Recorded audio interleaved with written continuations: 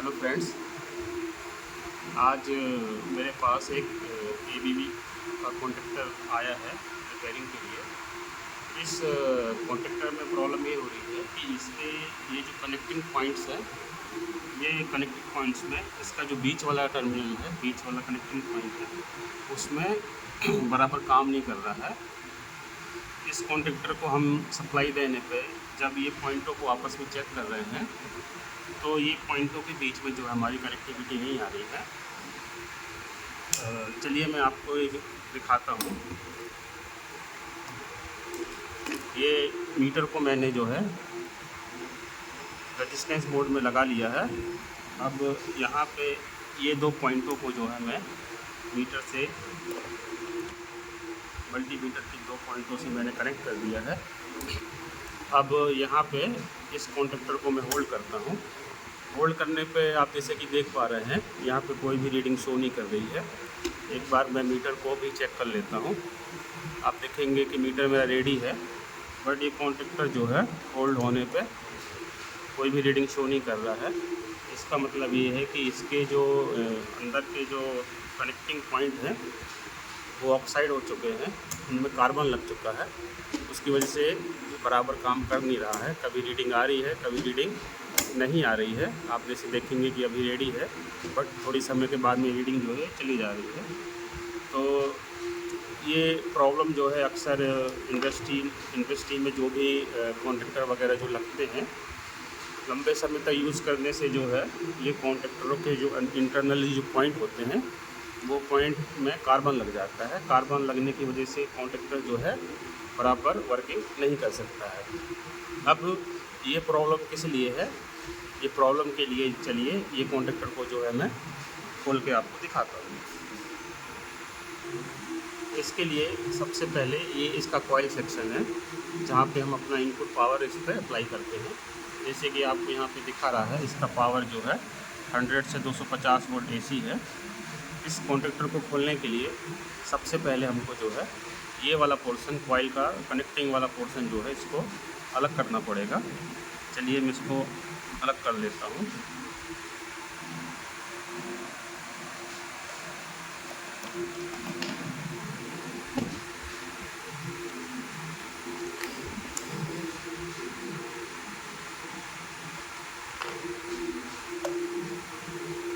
ये इसका auxiliary block है, इसको भी मैंने साइड में कर दिया है।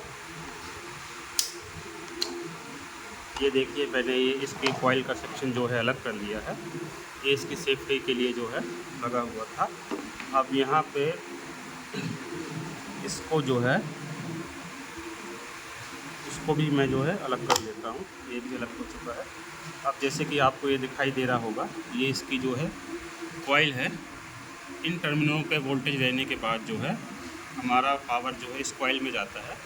ये कॉइल में पावर जाने के बाद जो है ये कॉइल जो है मैग्नेट बनाती है। मैग्नेट बनाने पे जो है ये इसका जो प्लंजर है, लीवर है, कुछ इस तरीके से अंदर जाता है, कुछ इस तरीके से जो है हमारी आवाज़ आती है। चलिए जो है मैं ये पॉइंट भी आपस में, ये कॉइल को अपन निकाल लेते हैं बाहर। इस कॉइल को बाहर निकालने के लिए आप देखेंगे यहाँ पे 4 स्क्रू लगे हुए हैं।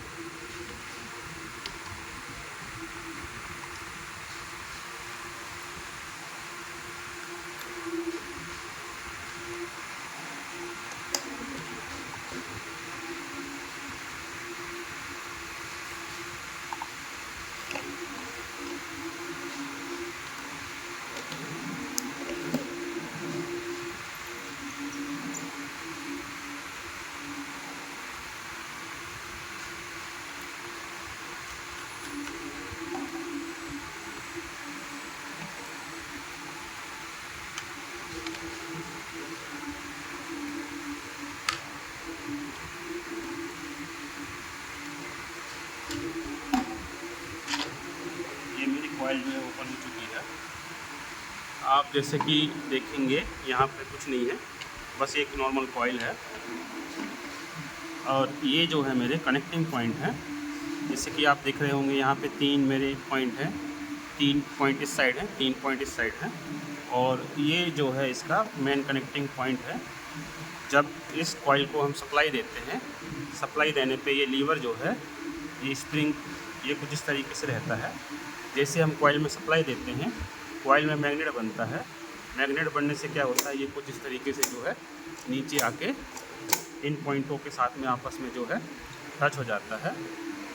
टच होने पे जो है हमारी कॉन्टेक्टर की जो कनेक्टिविटी है, जो इनपुट सेक्शन और आउटपुट सेक्शन, ये आपस में जो है कनेक्ट हो जाते हैं, और जो भी हमारा आउटपुट सेक्शन में जो भी हमारा लोड होता है वो बराबर जो है कनेक्ट हो जाता है।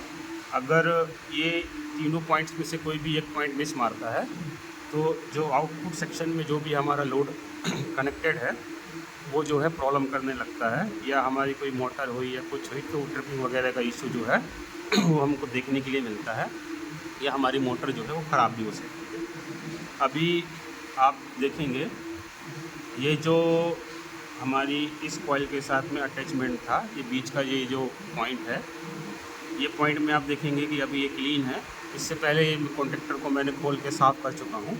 अब आप ये देखेंगे कि ये जो पॉइंट्स हैं ये, और ये जो पॉइंट्स हैं, और साइड में जो दिख रहे हैं, जो पॉइंट्स दिख रहे हैं, ये नीचे का जो पट्टी है नीचे की, ये हमारी जो है कॉपर की है।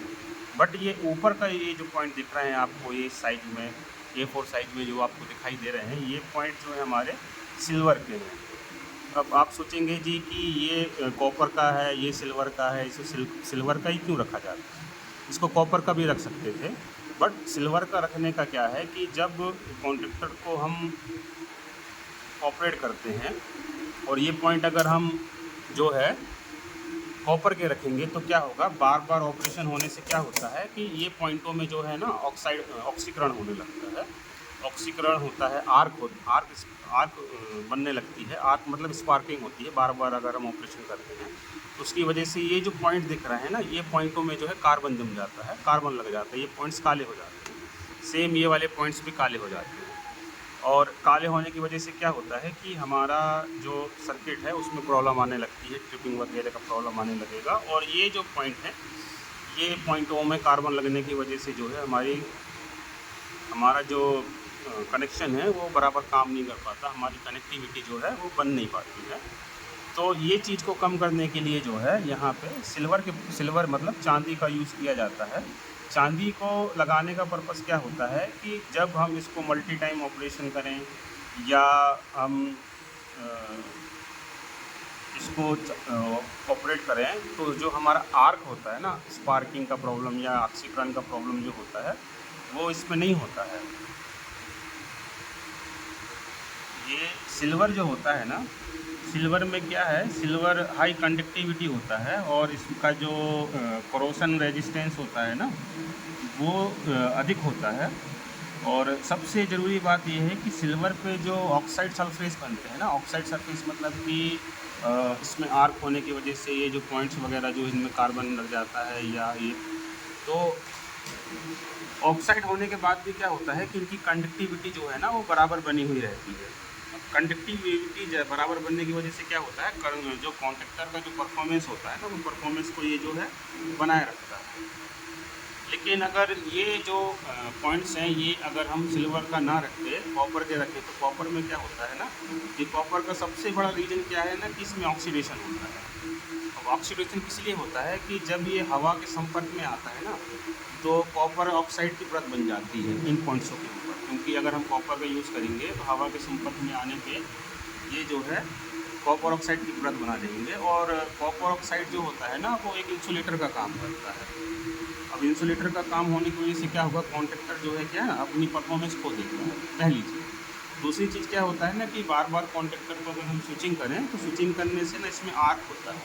आर्क पैदा होने की वजह से क्या होता है, ऑक्सीडेशन और बढ़ जाता है। इसकी वजह से क्या होता है कि मैक्सिमम कॉन्ट्रैक्टर्स में जो है ना हम ये पॉइंट जो है सिल्वर के यूज़ करते हैं। अब आपने जो है कॉपर के बारे में, आपने कॉपर कनेक्टर्स के बारे में आपको बता दिया कि अगर ये पॉइंट्स जो हैं हम कॉपर के रखते हैं तो क्या प्रॉब्लम आती है, और चांदी के पॉइंट्स रखने पे क्या बेनिफिट्स है ये भी मैंने आपको बताया। इसलिए क्या है कि जो भी कॉन्ट्रैक्टर बार बार स्विचिंग करते हैं, हाई लोड पे स्विचिंग करते हैं, तो उन स्विचिंग के लिए जो है ना, ये पॉइंट्स जो होते हैं ना, इनके कॉन्टेक्ट पॉइंट्स जो होते हैं, ये कॉन्टेक्ट पॉइंट्स को जो है सिल्वर के पॉइंट्स कॉन्टेक्ट पॉइंट रखने की प्राथमिकता देते हैं, क्योंकि इनमें ऑक्सीकरण होने के बावजूद भी ना ये बराबर कनेक्ट होते हैं और हमारी जो परफॉर्मेंस होती है ना कॉन्टेक्टर की, वो बना के रखते हैं। ये पॉइंट तो मैंने अभी साफ़ कर दिए थे, इनमें कोई ख़ास प्रॉब्लम थी नहीं वैसे भी। अभी ये कॉन्टेक्टर जो है गुड कंडीशन में है। अभी इसको मैं असेंबल करने के बाद जो है आपको चेक करके बताऊंगा कि ये कॉन्टेक्टर बराबर परफॉर्मेंस कर रहा है कि नहीं कर रहा है।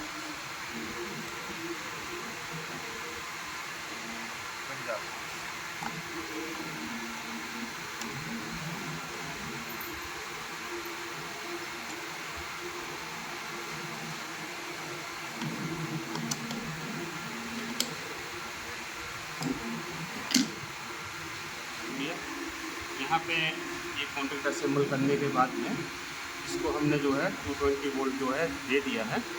अब यहाँ से जो है पावर ऑन करके जो है अब हम ये कॉन्टेक्टर को चेक करेंगे। देखिए पावर ऑन करते साथ ही ये कॉन्टेक्टर जो है होल्ड हो चुका है। अब मीटर से जो है मैं इनके पॉइंट्स चेक कर लेता हूँ कि होल्ड होने पे ये पॉइंट्स में कंटिन्यूटी जो है वो बराबर बता रही है कि नहीं बता रही है। यहाँ जैसे कि आप यहाँ पे देख पा रहे हैं, यहाँ पे जो कंटिन्यूटी जो है एक पॉइंट में आ रही है। अब सेम बीच वाले में चेक कर लेते हैं। यहाँ पे मैंने बीच वाला पॉइंट भी चेक किया है, जो है कनेक्टिविटी जो है कंटिन्यूटी जो है आ रही है। सेम जो है मैं तीसरे पॉइंट पे चेक कर लेता हूँ। अभी देखिए यहाँ पे जो है अभी ये कॉन्टेक्टर जो है हमारा रेडी हो चुका है। तो फ्रेंड्स, इस तरीके से जो है वो आप अपने प्लांट में जो भी इंडस्ट्रियल प्लांट्स में जो भी कॉन्टेक्टर्स वगैरह होते हैं, इस तरीके से जो है आप उनको असेंबल कर सकते हैं और उनको रिपेयर कर सकते हैं। होप है कि ये वीडियो आपको जो है बहुत अच्छी लगी होगी। कृपया प्लीज़ मेरे चैनल को लाइक कीजिए और सब्सक्राइब कीजिए।